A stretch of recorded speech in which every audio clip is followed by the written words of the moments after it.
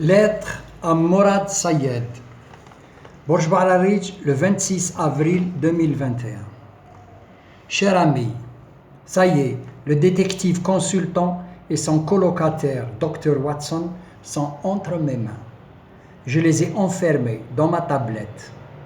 Je ne fréquente plus les bouquinistes, je lis gratuitement.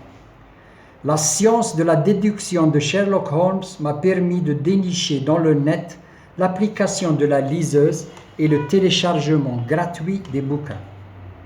Si tu ne veux pas sombrer dans la pénurie de l'huile de table et couler dans l'inflation, plonge, jette-toi dans les aventures de Sherlock Holmes.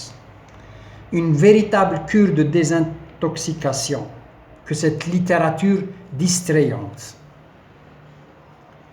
Le début de la fin a sonné pour les sexagénaires, alors gavons-nous d'enquêtes policières. J'aime bien le côté musicien du détective. Il joue du violon, Mendelssohn.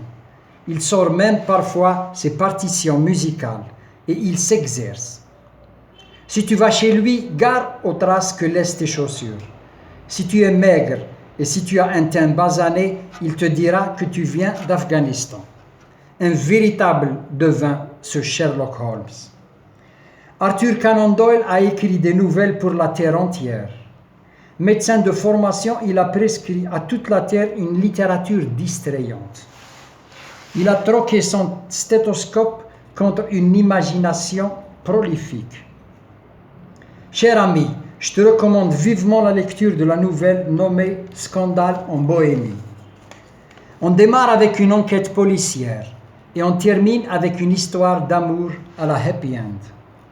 La belle Irène Adler, une chanteuse d'opéra, connue durant ses pérégrinations amoureuses, le prince de la Bohémie, et garda comme souvenir une photo en sa compagnie.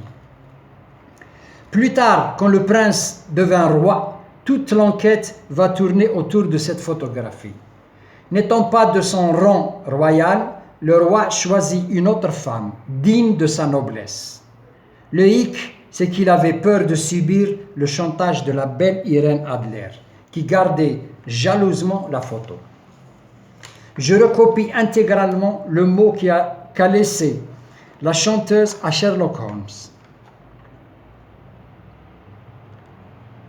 C'est pourquoi vous trouverez le nid vide lorsque vous viendrez demain. Quant à la photographie, que votre client cesse de s'en inquiéter. J'aime et je suis aimé. J'ai rencontré un homme meilleur que lui. Le roi pourra agir comme bon lui semblera, sans avoir rien à redouter d'une femme qu'il a cruellement offensée. C'est du grand art que la chute de cette nouvelle. J'ai compris pourquoi la plume de notre ami Arthur Conan Doyle a ensorcelé des millions de lecteurs à travers le monde. PS. Sherlock Holmes est excellent pour endurer le jeûne de Sidna Ramadan.